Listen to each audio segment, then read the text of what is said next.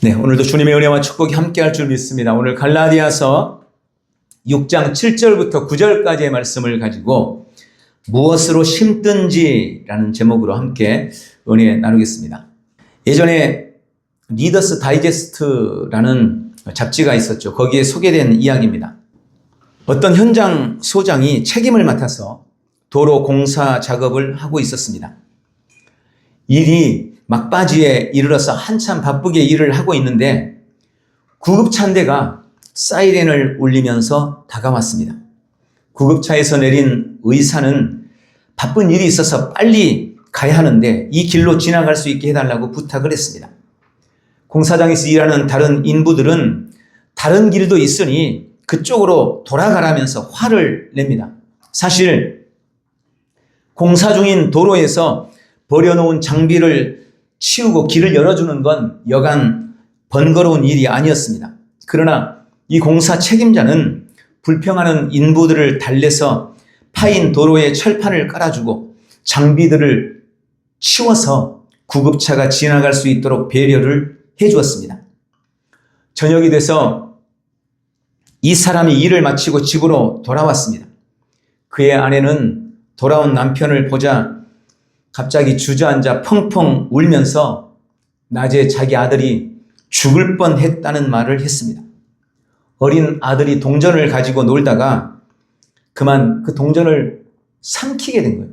이 동전이 목에 걸려서 어찌하지를 못하고 아이가 점점 죽어갔습니다.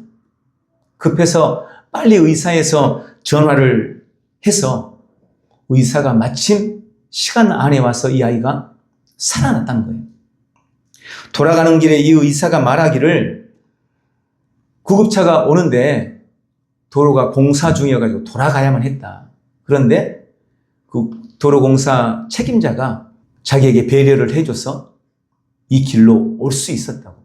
만약 그 사람이 아니었다면 당신 아들은 죽었을 것이라고 그렇게 이야기를 했다는 것입니다. 그 말을 들은 이 공사 책임자는 그 자리에 털썩 주저앉아서 가슴을 쓸어내리며 그 사람이 바로 나였다며 하나님 앞에 감사를 드렸습니다. 만약 그 의사의 말에 이 사람이 당신만 바빠? 나도 바빠. 우리도 바빠. 그러면서 그 의사의 말을 무시하고 그 길을 열어주지 않았더라면 그는 아마 싸늘하게 식은 죽은 아들의 시신 앞에서 처절한 후회의 눈물을 흘렸을 것입니다. 우리가 남 모르게 하는 선행은 반드시 자신에게 돌아온다는 것을 보여주는 아주 중요한 예화라고 생각이 됩니다. 오늘 본문 읽은 갈라디아서는 갈라디아 교회 성도들에게 보내는 바울의 서신입니다. 당시 갈라디아 교회는 극심한 핍박 속에서 예수님을 믿고 있었습니다. 힘든 상황 속에서 믿음을 지켜나가고 있었던 그들이었기에 그들은 하나님께서 그들의 믿음을 보고 그들에게 약속하신 열매들을 삶에 맺어주기를 기대하고 기다렸습니다. 그런데 그렇게 예를 쓰며 핍박 가운데 신앙하고 있음에도 불구하고 삶에 별다른 변화가 나타나지 않았습니다. 삶에 별다른 열매들이 맺어지지 않았습니다. 여전히 핍박은 계속됐고 고통은 점점 더 극심해 가는 것만 같았습니다.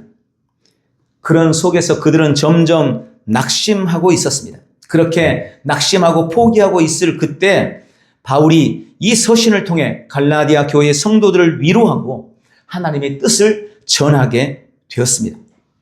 우리 그리스도인들은 하나님의 은혜로 말미암아 사는 사람들입니다. 우리는 믿음으로 말미암아 사는 사람들입니다. 그런데 그래서 그런지 우리는 우리 자신도 모르는 사이에 이 믿음이라는 단어를 혹은 은혜라는 단어를 자칫 요행을 위한 단어로 착각하는 경우가 있습니다. 노력하지 않아도 기도만 하면 되고 아무것도 하지 않으면서도 주님께서 은혜를 베풀어 주실 것이라는 막연한 기대를 가지고 대가를 지불하지 않는 그런 삶을 살려는 경향성이 있다는 것입니다. 그러나 여러분, 구약의 이스라엘 백성들을 살펴봐도 그들의 역사를 봐도 그들이 광야에서는 하나님이 내려주신 것만으로 삶을 살았어요. 아침마다 내려주는 만나를 먹고 살았습니다. 반석을 깨뜨려서 물을 주셔서 그것으로 먹었어요. 하나님이 때때로 메추라기를 보내서 그들이 고기도 먹을 수 있었습니다. 광야에서는 그들이 어떤 노력도 기울이지 못했어요. 할 수 있는 게 아무것도 없었습니다. 다만 주님이 부어주시는 은혜로만 그들이 삶을 살았습니다. 그러나 그들이 막상 하나님이 약속하신 가나안 땅에 들어갔을 때는 삶의 모습이 달라졌습니다. 가나안에서 그들은 자신들이 직접 씨를 뿌리고 추수를 해서 그것으로 말미암아 먹고 사는 삶을 살았던 것을 우리는 기억해야 됩니다. 지금 우리도 마찬가지입니다. 우리는 믿음으로 말미암아 구원을 받았지만 우리가 이 땅에서 삶을 살아갈 때 우리는 오늘 본문이 보여주고 있는 이 심고 거두는 법칙을 따라서 삶을 살아가는 것입니다. 여러분, 심는 대로 거둔다는 것, 그것이 진짜 은혜임을 믿으시기 바랍니다. 그것이 우리 성도에게 주님이 허락하신 삶의 원리요, 그것이 우리 삶의 법칙인 것입니다. 오늘 말씀을 통해 이 놀라운 영적인 원리, 이 영적 법칙을 마음속 깊이 깨닫고 은혜와 축복을 거두어가는 복된 삶을 살아내시기를 주님의 이름으로 축원합니다. 오늘 주님은 본문의 말씀을 통해서 먼저 심는 대로 거둔다라고 우리에게 말씀하고 있습니다. 여러분, 심는 대로 거두는 것입니다. 이 세상에서 가장 확실한 진리, 가장 확실한 주님의 약속은 바로 심는 대로 거둔다는 것입니다. 그리고 그것은 신불신을 막론하고 하나님이 온 세상을 이끌어 나가는 가장 중요하고 가장 보편적인 원리며 법칙인 것입니다. 이 땅의 그 누구도 이 원리를 거스리면서 살 수 없습니다. 오늘 본문 7절에 스스로 속이지 말라. 하나님은 업신여김을 받지 아니하시나니 사람이 무엇으로 심든지 그대로 거두리라 라고 말씀하십니다. 그러면서 계속해서 두 종류의 심음과 거둠에 대해서 말씀합니다. 8절, 자기의 육체를 위하여 심는 자는 육체로부터 썩어질 것을 거두고 성령을 위하여 심는 자는 성령으로부터 영생을 거두리라. 저는 이 심는 대로 거둔다는 말을 세 가지로 묵상했습니다. 첫 번째, 심는 대로 거둔다는 것은 심는 자가 거둔다는 말입니다. 여러분, 심는 사람이 거두게 되어 있습니다.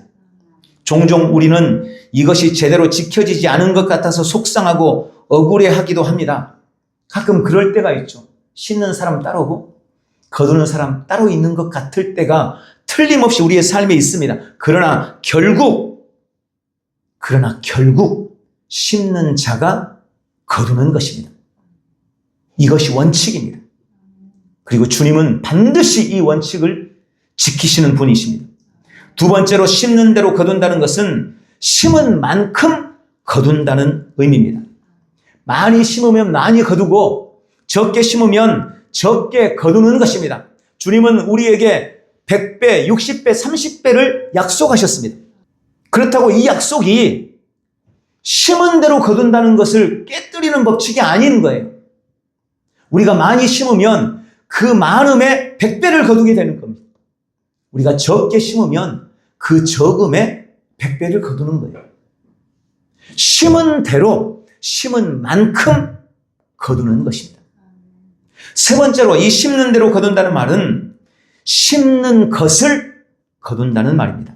콩을 심으면 콩을 거두는 것이고 팥을 심으면 팥을 거둡니다. 내가 이걸 심어놓고 저걸 기대하는 것은 어리석은 일입니다. 그런 일은 일어나지 않습니다. 또한 저는 이것을 보면서 이것이 바로 신앙생활의 참 정의다라고 묵상했습니다. 좋은 신앙, 참 신앙이라는 것은 결국 우리로 하여금 올바른 것을 심고 올바른 것을 거두게 만드는 것입니다. 여러분, 그것이 좋은 신앙입니다. 성도들이 삶에서 좋은 것을 심게 하고 그래서 늘 삶에서 좋은 것을 거두도록 만들어 나가는 것, 그것이 우리 신앙의 목표요, 신앙의 정의인 것입니다. 이 심고 거둔다는 원리는 모든 범사에 적용되는 원리입니다. 육적으로도 이 원리는 그대로 적용됩니다. 영적으로도 이 원리가 그대로 적용되는 겁니다. 부정적인 면에서도 그대로 적용됩니다. 긍정적인 면에서도 역시 그대로 적용됩니다. 단기적으로도 이것은 그대로 적용되는 원리입니다. 또 장기적으로도 그대로 적용되는 원리인 것입니다. 올 1년의 삶에도 이 심는 대로 거둔다는 법칙이 적용될 것입니다. 우리의 전 인생을 통해서도 이 심고 거둔다는 법칙이 그대로 적용되는 것입니다. 그야말로 우리 온 삶에 적용되는 하나님의 법칙이요 하나님의 원리라는 것을 믿으시기 바랍니다. 결코 심지 않았는데 거두는 법이 없고 심었는데 거두지 못하는 법도 없습니다. 그리고 이것은 결국 우리 인생의 성패를 결정하는 가장 중요한 주체가 바로 나 자신이라는 것을 보여줍니다. 주님은 우리가 이런 원리를 잘 알고 우리의 삶을 성공과 형통으로 만들어가기를 원하셔서 우리의 인생을 우리에게 맡기셨습니다. 물론 이 원리 안에 있는 여러 요소들 가운데 우리가 결정할 수 없는 것들도 있습니다. 대표적인 것은 거두는 때와 시기에 관한 것입니다. 심는 것은 내가 심을 수 있어요. 원하는 때. 어떤 사람은 봄에 나가서 심지만 어떤 사람은 좀 더 늦게 나가서 심을 수 있어요. 그럼 또 거두는 시기도 달라지겠죠. 소출도 달라질 수밖에 없을 것입니다. 심는 건 내가 결정해서 할 수 있어요. 그러나 그것을 언제 거둘지는 내가 결정하는 것이 아닙니다. 그것은 하나님께 달려 있습니다. 그래서 주님은 때때로 우리에게 인내를 요구하십니다. 그럼에도 분명한 것은 심은 대로, 심는 대로 거둔다는 것입니다. 오늘 이 원리를 잘 깨달아서 범사의 말씀의 은혜를 누리게 되시기를 주님의 이름으로 축원합니다. 두 번째로 이 원리가 주는 은혜를 누리려면 우리가 하지 말아야 할 것이 있다고 성경은 말씀하고 있습니다. 좋은 것으로 삶에 거두기 위해 하지 말아야 할 것이 있다고 말씀하십니다. 첫 번째, 자기 육체를 위해 심지 말라고 말씀하십니다. 오늘 8절에 보니까 자기의 육체를 위해 심는 자는 육체로부터 썩어질 것을 거두고 라고 말씀합니다. 2007년도에 강원도 춘천과 그 철원 지역에서 이 토마토 농사를 짓는 사람들이 집단적인 소송을 걸었던 적이 있습니다. 그 마을의 농부들이 같은 종묘회사, 같은 육묘회사에서 토마토 모종을 구입해서 심었는데 그 토마토 열매가 모양도 기괴하고 또 쉽게 떨어져서 한 해의 농사를 다 망치게 된 겁니다. 좋은 비료를 주고 정성을 다해서 키웠지만 아무 소용이 없었습니다. 그리고 그들은 그 원인이 이 모종에 있다는 것을 알아서 모종회사에 소송을 건 것입니다. 결국 이 모종회사, 종묘회사에서 춘천 지역에만 약 2억 원의 손해배상을 하게 됩니다. 그러니까 종묘회사에서도 자신들의 씨가 잘못되었다는 것을 인정한 거죠. 잘못된 것을 심었으니 잘못된 것을 거둘 수밖에 없는 것입니다. 아무리 좋은 걸음을 주고 아무리 정성을 들여도 심은 씨가 잘못되었다면 절대 좋은 열매를 거둘 수 없습니다. 여러분, 누가 잘못된 것, 썩어질 것을 원해서 거두는 사람이 있겠습니까? 나는 그렇게 원하지 않았는데 정말 간절히 좋은 것을 거두기를 원했는데 제발 좋은 것을 거두게 되기를 소원했는데 썩어질 것을 거두는 거예요. 바울은 우리가 삶에서 썩어질 것을 거두게 되는 이유를 오늘 본문에 명확하게 말씀합니다. 육체를 위해서 심기 때문이라고 말씀합니다. 육체를 위해서 심기 때문에. 그럼 육체를 위해 심는다는 것은 어떤 의미일까요? 저는 말씀을 통해서 그것을 두 가지로 설명을 하는데 먼저는 로마서 8장 5절부터 7절 말씀입니다. 육신을 따르는 자는 육신의 일을, 영을 따르는 자는 영의 일을 생각하나니 육신의 생각은 사망이요 영의 생각은 생명과 평안이니라. 육신의 생각은 하나님과 원수가 되나니 이는 하나님의 법에 굴복하지 아니할 뿐 아니라 할 수도 없음이라. 육신에 있는 자들은 하나님을 기쁘시게 할 수 없느니라. 육체를 위해서 심는다는 말은 육신을 따라, 정욕을 따라 심는다는 것입니다. 그리고 육신을 따라 사는 구체적인 모습을 갈라디아서 5장 19절에 음행과 더러운 것과 호색과 우상 숭배와 술수와 투기와 술 취함과 온갖 방탕함이다 라고 말씀합니다. 여러분, 그렇게 삶을 사는 것이 육체를 위해서 심는 겁니다. 그리고 그 결과는 사망이라고 분명하게 말씀합니다. 이것이 육체를 위해서 심는 거예요. 육신을 따라, 정욕을 따라 삶을 살아가는 것.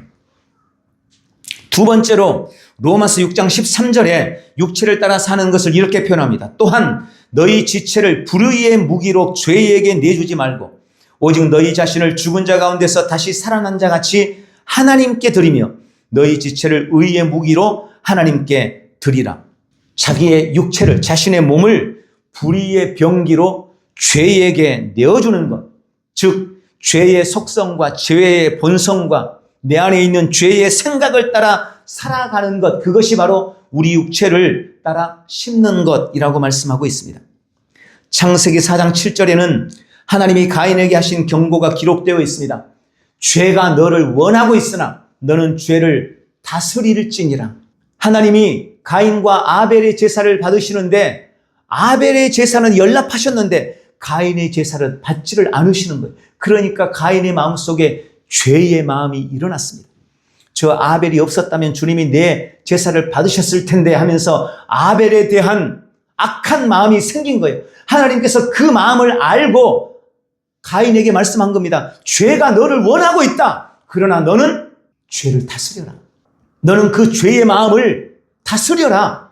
주님이 그렇게 분명하게 경고했음에도 불구하고 불행하게 가인은 죄에게 자신을 내어주고 말았습니다. 결국 자기 동생을 몰래 불러내서 돌로 쳐서 자기 동생을 죽이는 최초의 살인자가 되고 말았습니다. 죄에게 자신을 내어주고 죄의 요구를 따라, 죄의 욕구를 따라 살아가는 것. 이것이 육체를 위해 심는 것입니다. 육체를 위해 심는 사람들은 영에 관심이 없습니다. 영혼보다는 현실을 위해 살고 영혼보다는 육신을 위해 살고 그리고 잠깐을 위해 투자하는 삶을 삽니다. 눈에 보이는 것이 전부라고 생각하고 삶을 살아가는 것입니다. 어리석은 것입니다. 그것이 육체를 위해 심는 겁니다. 여러분, 육체를 위해 심지 않으시기를 축원합니다. 두 번째로 오늘 본문에 보니까 이 원리가 주는 은혜를 누리려면 낙심하고 포기하지 않아야 한다고 말씀합니다. 많은 사람들이 열심히 심어놓고는 열매를 맺기 전에 그만 낙심하여 포기하고 맙니다. 그들은 늘 그들이 낙심하고 포기하는 이유를 환경이나 상황을 탓합니다. 혹은 하나님에게서 그 이유를 찾습니다. 그러나 사람들이 낙심하고 포기하는 가장 큰 이유는 언제나 자기 자신에게 있습니다. 대부분의 사람들은 내가 원하는 때, 내가 원하는 만큼의 결과가 나와야 된다고 생각합니다. 그런데 내가 원하는 때, 내가 원하는 결과로 나에게 나타나지를 않는 거예요. 그래서 낙심하고 포기하는 겁니다. 우리는 늘 나의 방법대로 내가 원하는 때에 열매 맺으리라 기대합니다. 그러나 앞에서 말씀드린 것처럼 심는 것은 내가 원하는 시기에 원할 때 심을 수 있지만 거두는 것은 반드시 때가 되어야 하는 것입니다. 급하다고 내 마음대로 거둘 수가 없는 거예요. 하나님의 말씀을 따라 사는 삶 역시 마찬가지입니다. 우리의 신앙도 똑같습니다. 우리는 산상수훈의 말씀을 잘 알고 있죠. 거기 산상수훈에 보면 주님이 오리를 가자고 하는 사람이 있다면 그 사람에게 십리를 가주라 라고 말씀합니다. 겉옷을 달라고 하는 사람에게 속옷도 내주고 네 오른뺨을 누가 때리거든 왼뺨도 돌려대라 라고 말씀합니다. 우리는 그 말씀을 들으면서 그래, 주님이 그렇게 말씀하셨으니 내가 누군가 나에게 오리를 가자고 한 그 사람에게 내가 십리를 가주면 십리를 간 다음에 그 사람은 나한테 너무 고맙다고 하면서 살해를 하지 않을까 그렇게 기대합니다.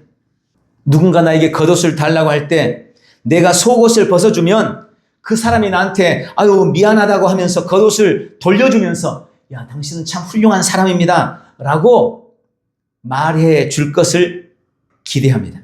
오른뺨을 때리는 사람에게 내가 내 왼뺨도 돌려대면 그 사람이 자신의 잘못을 뉘우치고 눈물을 흘리면서 나에게 야, 당신은 진짜 크리스찬입니다. 엄지척.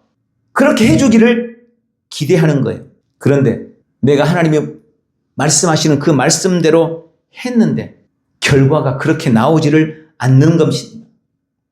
기껏 심리를 가졌더니 고맙다는 말 한마디 않고 그냥 휙 가버립니다. 겉옷을 달라고 하니까 내가 속옷까지 벗어줬더니 이 사람이 웬 횡재냐 하면서 겉옷과 속옷을 다 가져가 버립니다. 왼뺨을 돌려댔더니 옳다군 하면서 왼뺨까지 더 때리려고 합니다. 그런 모습을 보면서 내가 말씀대로 했는데 내가 원했던 반응이 나오지 않는 그 상황을 보면서 사람들은 실망하고 그래서 낙심하고 그래서 말씀대로 행하는 것을 포기해 버리는 것입니다. 그러나 여러분 기억하십시오. 주님은 언제나 나보다 더 오르십니다. 주님은 언제나 나보다 더 완전하십니다. 주님은 결코 실수가 없으십니다. 주님은 항상 최선으로 거두게 하시는 것입니다. 그러니 지금 당장 내가 원하는 대로 안 되었다고 해서 낙심하지 마십시오. 아직 열매가 맺지 않았다고 해서 포기하지도 마십시오. 육체를 위해 심지 말고 결과에 대해 속단하여 낙심하거나 포기하지 않으시기를 주님의 이름으로 축원합니다. 마지막으로 우리는 성령을 위하여 심는 자가 되어야 합니다. 오늘 8절에 성령을 위하여 심는 자는 성령으로부터 영생을 거두리라 라고 말씀합니다. 성령을 위해서 심는다는 것은 뭘까요? 마찬가지겠죠. 육체를 위해서 심는 것은 육체의 일을 하고 육체를 따르고 죄의 본성과 속성에 자신을 맡기는 거라면 성령을 위해서 심는다는 것은 성령을 따르고 성령의 일을 생각하고 나를 성령의 도구로 내어드리는 것을 의미할 것입니다. 저는 이것을 조금 더 구체적으로 세 가지로 묵상했습니다. 첫 번째, 성령을 위하여 심는 것은 말씀을 심는 것입니다. 말씀을 말하는 것입니다. 하나님의 모든 말씀은 성령의 감동으로 기록되었습니다. 성령을 따른다는 것은 곧 성령으로 기록된 말씀을 따른다는 것이고 말씀을 심는다는 것입니다. 말씀을 심으면 말씀의 열매인 생명을 거두게 되어 있는 겁니다. 내가 예수님을 믿게 된 것도 누군가 심은 말씀 때문입니다. 로마서 10장 14절에 보니까 그런즉 저희가 믿지 아니하는 일을 어찌 부르리요 듣지도 못한 일을 어찌 믿으리요 전파하는 자가 없이 어찌 들으리요. 여러분 누군가가 말씀을 전파한 거예요. 그리고 누군가가 전한 그 말씀을 내가 듣고 그 말씀이 들려질 때 내 안에 믿음이 생겨서 그래서 내가 주님을 믿게 된 겁니다. 내가 주님을 믿고 있는 것은 누군가가 심어놓은 말씀의 씨앗 때문인 것입니다. 수천 년 동안 교회를 통해 정말 그야말로 수많은 사람들이 변화되었습니다. 그런데 그렇게 변화된 사람 가운데 교회에서 열심히 교제했더니 변화됐다. 혹은 교회 갔더니 어떤 사람이 너무 훌륭한 인격을 가진 사람이 있어서 그 사람 때문에 내가 변화됐다. 여러분 그런 말은 들어본 적이 거의 없습니다. 다 말씀 때문에 변화됐다. 말씀 때문에 변화되는 거예요. 선포된 말씀을 통하여 사람이 변화됩니다. 그것이 성경의 약속입니다. 선포된 말씀을 통해서 우리가 새로워지는 겁니다. 전도도 말씀을 심는 겁니다. 복음의 핵심, 말씀의 핵심인 예수 그리스도와 십자가와 부활을 전할 때 그것이 말씀을 심는 게 되는 겁니다. 그렇게 말씀이 심겨질 때 영적인 변화가 일어납니다. 삶의 변화나 환경의 변화 역시 말씀을 심을 때 이루어지는 겁니다. 약속의 말씀을 그래서 우리는 내 자신에게 자꾸 말씀을 말해야 됩니다. 우리 가정에 내 자녀에게 하나님의 말씀을 심어야 됩니다. 부지런히 말씀을 선포해야 합니다. 그대로 되어질 줄 믿고 그 말씀을 주장하고 명령하고 선언해야 합니다. 말씀대로 말하기를 자꾸 습관하셔야 돼요. 말씀대로 말해야 돼요. 그래야 말씀이 주는 열매를 삶에 거둘 수가 있는 것입니다.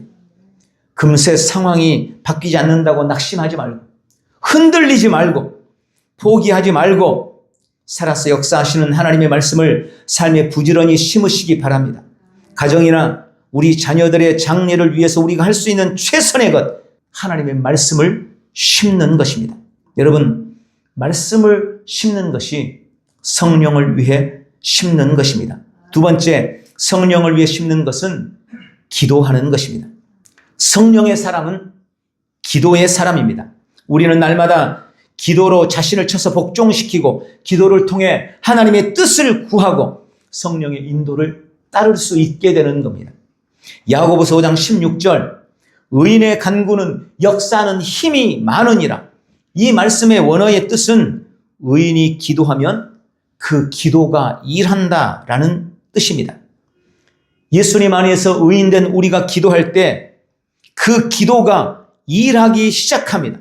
우리는 기도를 통해 일하는 사람들입니다.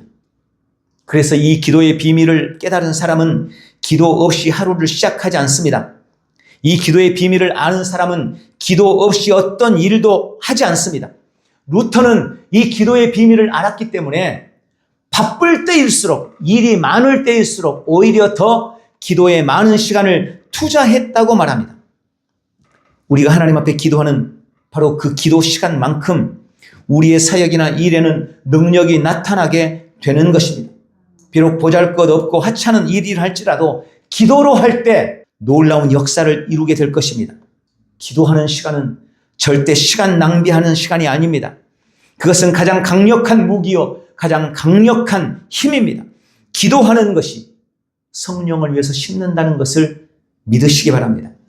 세 번째, 성령을 위해서 심는 것은 선을 행하는 것입니다. 오늘 9절에 보니까 우리가 선을 행하되 낙심하지 말지니 포기하지 아니하면 때가 이름에 거두리라 라고 하십니다.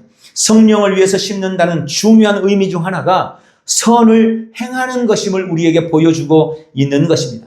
여기 나와 있는 선을 행하는 것, 선한 일 혹은 선이라는 말은 좋은 일 또는 명예로운 일로 우리 삶에서 하나님의 뜻에 부합하는 모든 일들, 그리고 하나님께 영광이 되는 모든 일들을 가리킵니다. 우리는 성도로서 믿음을 지키는 일, 하나님 앞에서 성도의 명예를 지키는 일에 최선을 다해야 합니다. 때론 그 선한 일이 나에게 손해를 끼치기도 하고 어떨 때는 나에게 억울함을 줄 수도 있습니다. 그래서 선을 행하는 것이 어려운 겁니다. 선한 일이 그저 즐겁고 유익하기만 하다면 누군들 선을 행하지 않겠어요? 선을 행하는 게 나한테 너무나 즐거워. 그리고 선을 행할 때마다 늘 나한테 유익이 돼. 그러면 다 선을 행하죠. 그런데 분명히 이것이 선인데, 분명히 이것이 하나님의 뜻인데, 이것이 분명히 주님이 원하시는 일인데 내가 그것을 행했더니 그것이 나에게 아픔이 되는 거예요. 때또는 그것이 나에게 손해를 가져다 주기도 합니다. 그래서 많은 사람이 선을 행하다가 포기하고 낙심하는 거예요. 주님은 그러지 말라는 것입니다. 그럼에도 불구하고 때로는 힘들어도, 때로는 억울해도, 때로는 손해처럼 보여도 그래도 선을 행하다 낙심하지 마라. 반드시 열매 맺는다. 이것이 오늘 주님이 우리에게 말씀하고 있는 바입니다. 그러므로 우리가 신앙 안에서 삶을 살면서 주님의 뜻에 부합하는 일이라면, 주님이 기뻐하시는 일이라면, 주님이 원하시는 일이라면, 말씀이 말하는 바라면 절대 낙심하지 말고 포기하지 말고 선을 행함으로 끝끝내 열매를 맺어내시기를 주님의 이름으로 축원합니다. 오늘 말씀을 맺겠습니다. 오늘 주님은 심는 대로 거둔다고 약속하십니다. 육체를 위해 심으면 육체로부터 썩어질 것을 거두게 됩니다. 성령을 위해서 심으면 영생을 거두게 됩니다. 그러니 육체를 위해서 심지 말고 성령을 위하여 심다가 혹 낙심하지 말고 포기하지 말고 날마다 말씀으로 심고 기도로 심고 선한 일로 심어서 영생을 누리고 그리고 영생에 속한 온갖 은혜와 구원의 축복을 삶에 나타내고 누리며 거두어내는 복된 삶을 살아가시기를 예수님의 이름으로 축원합니다. 기도하겠습니다. 사랑하는 아버지, 심고 거두는 원리를 계시해 주시니 감사합니다. 나는 삶에서 좋은 것을 심고 좋은 것을 거두기로 결단합니다. 나는 육체를 위해서 심기를 거절합니다. 낙심하거나 포기하지도 않을 것입니다. 나는 언제나 성령을 위하여 심습니다. 나는 말씀을 심을 것입니다. 나는 기도를 심을 것입니다. 나는 선한 일을 행할 것입니다. 그리하여 성령으로 말미암아 생명으로 거두고 구원의 은혜와 축복을 온 삶에서 누려내겠습니다. 예수님 이름으로 기도합니다. 아멘.